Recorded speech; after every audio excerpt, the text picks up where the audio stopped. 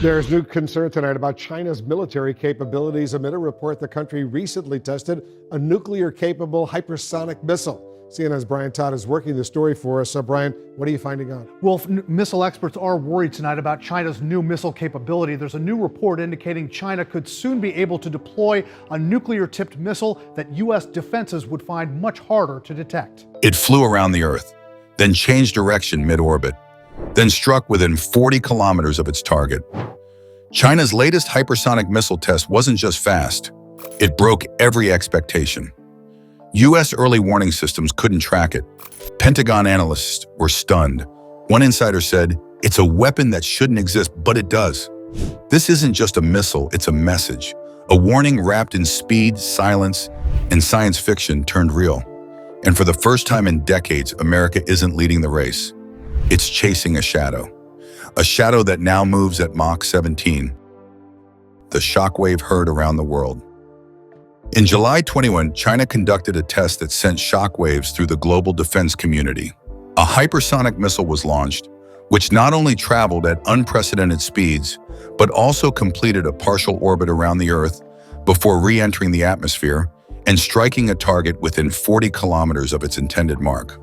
This feat demonstrated capabilities that many experts believed were years away from realization.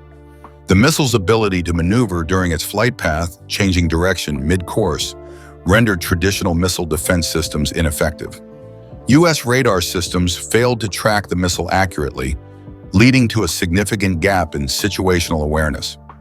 One Pentagon official described it as a weapon that defies physics, highlighting the unprecedented nature of the test.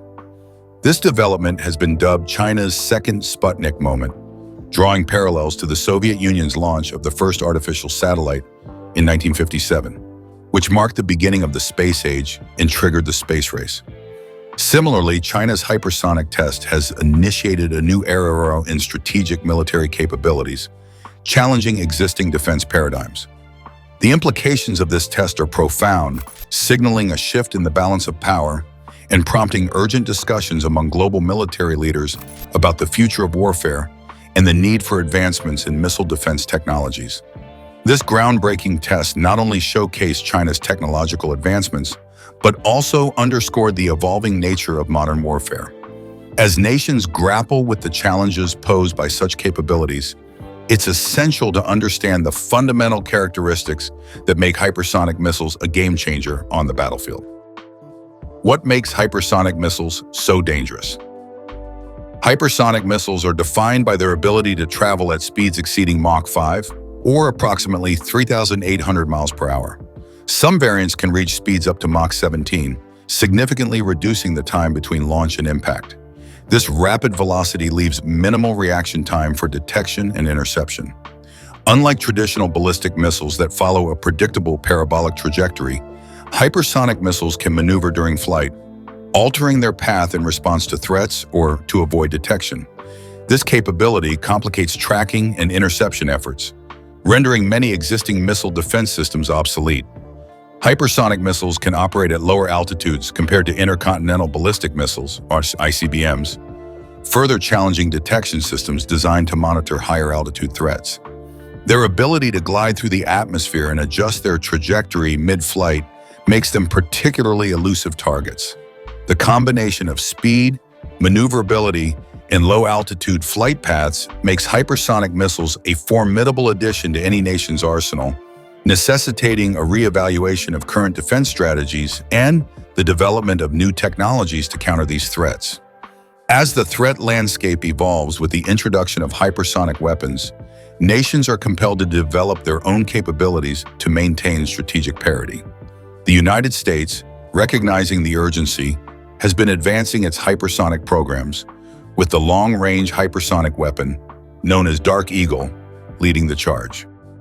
Inside the Dark Eagle, the U.S. Army's long-range hypersonic weapon, LRHW, colloquially known as Dark Eagle, represents a significant stride in hypersonic technology. This weapon system comprises a two-stage solid-fuel booster rocket and the Common Hypersonic Glide Body, CHGB. Upon launch, the booster propels the glide body to the desired altitude and speed before separation. Once detached, the CHGB glides unpowered towards its target at hypersonic speeds, utilizing its aerodynamic design to maintain velocity and maneuverability. The glide body is constructed with advanced materials capable of withstanding the extreme temperatures generated during high-speed flight through the atmosphere. The Dark Eagle is designed for precision strikes, relying on kinetic energy rather than explosive warheads to neutralize targets. Its ability to maneuver during flight enhances its effectiveness against time-sensitive and high-value targets, making it a critical component in the U.S. military's strategic arsenal. Deployment plans for the Dark Eagle include positioning batteries in strategic locations such as Guam and potentially on naval platforms, extending the reach and responsiveness of U.S. forces in the Indo-Pacific region and beyond. While the United States advances its hypersonic capabilities, other nations are not standing idle. China, in particular, has made significant progress with its own hypersonic programs, notably the DF-17 missile system, which has already been deployed and poses a substantial threat to regional stability and U.S. interests in the Asia-Pacific. China's DF-17. The DF-17 is China's first operational hypersonic glide vehicle-equipped missile system, marking a significant milestone in the nation's military modernization efforts. This medium-range ballistic missile is designed to deliver both conventional and nuclear payloads with high precision and speed. The missile utilizes a standard ballistic missile booster to reach the desired altitude and velocity before releasing the hypersonic glide vehicle, HGV. The HGV then glides towards its target at speeds between Mach 5 and Mach 10, capable of maneuvering during flight to evade missile defense systems and adjust its trajectory for increased accuracy. The DF-17's deployment has been observed in regions facing Taiwan, Japan, and U.S. military assets in the Pacific, indicating its role in China's anti-access area denial, a wide-to-aid strategy. Its presence enhances China's ability to deter or counter foreign military intervention in regional conflicts. The introduction of the DF-17 into active service underscores China's commitment to advancing its military capabilities and altering the strategic balance in the Asia-Pacific region. It presents a formidable challenge to existing defense systems and necessitates a reassessment of regional security dynamics. The emergence of hypersonic weapons like the DF-17 and Dark Eagle signifies a transformative shift in military technology and strategy. As these systems become more prevalent, understanding their implications on global security and the measures needed to address the challenges they pose becomes increasingly critical. The Defies physics test explained. What stunned U.S. analysts wasn't just that China tested a hypersonic missile, it was how it moved. According to leaked defense briefings, the test involved a missile that orbited Earth in low Earth orbit and then maneuvered to strike a ground target. That combination, orbital flight, glide, and directional change, is something no nation has demonstrated publicly until now. For context, traditional ICBMs follow a predictable arc: up, space, down. Even advanced MIRVs don't shift in flight after re-entry. But China's missile didn't simply descend. It reportedly changed course mid-glide, suggesting an AI-assisted guidance system, potentially fused with real-time environmental data and onboard navigation. This wasn't a simple ballistic missile, it was a thinking missile. Heat shielding was another marvel. To orbit and then re-enter at hypersonic speeds requires materials that can survive temperatures above 3,000 degrees without losing structural integrity or flight control. Engineers speculate China used a form of ultra-high temperature ceramic or plasma-resistant coating that Western nations haven't yet fielded in glide bodies. Perhaps most chilling was the missile's accuracy. It struck within 40 kilometers of its target. Shocking, given the sheer speed and distance. One U.S. official privately said, "That's like throwing a dart from space and hitting the dartboard's edge." The test didn't just demonstrate range. It rewrote what's possible in guided weapons. But a single missile isn't the threat. The nightmare is dozens of them, launched all at once. What if this technology isn't just a prototype, but part of an entire fleet? That's the scenario the Pentagon is now planning for. Because if China can strike this fast and from orbit, the next war might begin before anyone hears the first alarm. The Pentagon's nightmare scenario. Inside the Pentagon, the term first strike dominance has resurfaced in briefings. Why? Because China's hypersonic arsenal, particularly the DF-17 and the Mystery Orbital Vehicle, now introduces the possibility of a coordinated, multi-vector, precision missile barrage that's nearly impossible to intercept. And worst of all, the US might not even see it coming. Current missile defense systems are optimized for high-arc ICBMs, which are easier to track from launch to impact using space-based sensors and early warning radars. Hypersonic glide vehicles, however, fly lower and maneuver mid-flight, making them harder to detect and predict. They disappear into radar gaps. They arrive from unexpected angles, and they hit in minutes.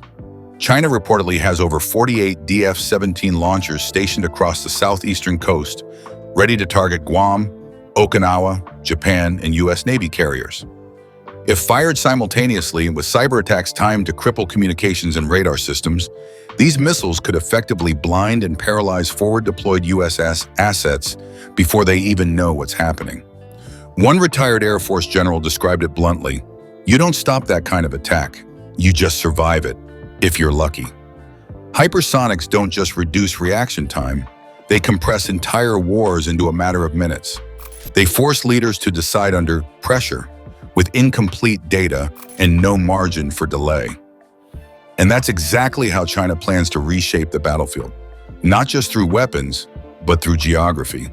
Because if it can fortify its borders with missile walls and push its defensive line into the Pacific, the US won't just have to react faster, it'll have to fight further from home. Missile walls and island chains. China's goal isn't just to develop hypersonics, it's to use them to redraw the map of military influence in East Asia. The strategy? A missile wall stretching across the first and second island chains, backed by layers of ballistic and hypersonic systems that make it nearly impossible for foreign navies, especially the US, to get close. This concept is known in defense circles as A2AD, anti-access area denial. The idea is to create a buffer zone so dangerous and so heavily defended that no carrier group or air base can operate safely within it. At the core of this doctrine are DF-17s, DF-21Ds, and DF-26s, all long-range, high-speed missiles with a specific goal: push the US out. These missiles are being deployed in provinces like Yunnan, Gansu, and Guangdong, and stationed across newly militarized islands in the South China Sea. Bases are fortified with SAM systems, radar arrays, and hardened missile silos. In effect, China has turned the region into a floating fortress, one designed to hit fast, hit first, and deter any fleet from getting within striking distance. The impact is strategic. US planners now treat regions like Taiwan, the Philippines, and even parts of Japan as contested territory, not guaranteed staging grounds. One admiral called it a missile moat around China, and we're on the outside of it. Hypersonics are the outer edge of that moat, fast, precise, and deployed before a carrier can launch a single plane. But walls don't just keep enemies out, they also buy time. And in the hypersonic age, time is everything. So how is the US responding? With its own missile, of course, one that's mobile, kinetic, and aimed right back at China's doorstep. And it's got a name to match its speed: Dark Eagle. What the US is doing about it. The US military isn't sitting still. In response to China's rapid hypersonic advances, the Pentagon has gone all in on its own answer: the Long-Range Hypersonic Weapon, LRHW, codenamed Dark Eagle. It's not theoretical. It's not experimental. It's already in the field. In fact, the first battery became operational in Guam in 2023. The Dark Eagle is designed to be fast, maneuverable, and precise, a land-based weapon that launches a hypersonic glide body using a two-stage booster. It travels at speeds up to Mach 17, reaches low orbit, and then plunges back toward its target with such kinetic energy that it doesn't need a warhead. Speed is its weapon. More batteries are slated for Okinawa, the Philippines, and potentially South Korea, placing China's missile bases, radar stations, and command centers within striking range. Meanwhile, the US Navy is preparing to mount hypersonic missiles on Zumwalt-class destroyers and Virginia-class submarines, creating a mobile strike capability that can hit from sea, land, or subsurface in minutes. Beyond launch platforms, the U.S. is racing to catch up in defense tech. The Missile Defense Agency is developing the Glide Phase Interceptor, GPI, to shoot down enemy hypersonics during their glide stage, the hardest part of their flight to hit. And with Japan, Washington is linking real-time tracking networks to monitor low-altitude threats. The tech is promising, but still catching up to what China already demonstrated. Transition, 60 words. But the danger isn't just about a hypersonic missile coming your way. It's about which missile it is and what it's carrying. Because while the DF-17 is a terrifying new entry, China has another missile, one that's faster, heavier, and already battle-proven. The Pentagon has a nickname for it. They call it the Guam Killer, the DF-26. If the DF-17 is China's hypersonic precision tool, the DF-26 is its heavy hammer, a dual-capable intermediate-range missile designed for deterrence through fear. With a range of 4,000 kilometers, 2,500 miles, and a top speed of Mach 12, it can reach U.S. bases across the Pacific in under 15 minutes. The DF-26 is flexible. It can carry either a 510 kiloton tactical nuclear warhead or a 1-ton conventional explosive, depending on the mission. That flexibility makes it strategically ambiguous. Does a launch signal a warning shot or the start of a war? The answer isn't clear, and that's part of the danger. Dozens of DF-26 units have been deployed in northern and eastern China, many in underground silos or mobile launchers to keep them hidden. They're aimed squarely at Andersen Air Force Base in Guam, carrier groups in the Philippine Sea, and airfields in Japan. In PLA simulations, these missiles are used in preemptive first strikes, designed to cripple U.S. response capability before it starts. A 2024 RAND report called the DF-26 the most destabilizing non-nuclear weapon system in Asia. Why? Because its existence forces U.S. forces to spread thin, move often, and harden every base, or risk losing them in the first 10 minutes of conflict. It's not just a missile, it's a strategic time bomb. And if that bomb ever goes off, the clock starts ticking fast. Because China's war plan doesn't leave time for speeches, sanctions, or summits. It begins with a storm of missiles and ends with boots on an island. The question is no longer if they'll strike, it's how fast they can win before the U.S. fights back. How the battle might begin. If a war breaks out over Taiwan, the opening act won't be a naval standoff or fighter dogfight. It will begin with a blinding missile barrage fired at U.S. airfields, satellite uplinks, radar installations, and carrier docks. China's goal? Neutralize U.S. power projection before it starts. It's a doctrine called system destruction warfare. DF-17s would be used for surgical precision, taking out command centers, satellite dishes, and communication relays. DF-26s would hit hard at infrastructure, fuel depots, hangars, and runways. The first wave might last less than 15 minutes, enough time to render Guam, Okinawa, and Japanese bases temporarily inoperable. No fighters scrambling, no carriers launching. With the skies and sea lanes disrupted, China would launch the largest amphibious assault since World War II, using civilian ferries, military landing craft, and airborne units. Without U.S. air cover or naval dominance, Taiwan's defenses would be overwhelmed before Allied reinforcements could arrive. By the time Washington responds, it may be too late to change the facts on the ground. This is the nightmare scenario. Hypersonics compress time, turning strategic warfare into a matter of minutes. Deterrence used to rely on response time, the knowledge that you could strike back. But with hypersonics, that window is closing, and China's betting it can win the first round before the U.S. makes it to the fight. But America has its own fast answer, the Dark Eagle. And in a Taiwan crisis, it could be the only weapon that turns the tide. Because when every second counts and every missile matters, speed becomes the most valuable thing on the battlefield. And for once, speed might actually be on our side. Dark Eagle's role in a Taiwan war. In any Taiwan conflict, speed will decide everything. And that's where the U.S. pins its hopes on Dark Eagle, its fastest, most precise, non-nuclear strike weapon. If China launches the first barrage, The Dark Eagle is meant to be the first answer. A missile that hits back before the smoke even clears. Each Dark Eagle battery holds 4 launchers, each capable of firing a hypersonic glide body that can reach speeds above Mach 17. In testing, these missiles hit their targets with pinpoint accuracy after traveling over 20,700 kilometers in under 10 minutes. No warhead required. The sheer kinetic force is enough to obliterate bunkers, missile launchers, or command centers. From Okinawa, a Dark Eagle could strike Beijing, Shandong missile fields, or even Guangzhou naval bases in minutes. Plans to deploy 6 batteries across the Pacific would give the U.S. up to 84 hypersonic-ready launchers, enough for a coordinated volley designed to knock out China's offensive capabilities in the early stages of war. The real power lies in preemption.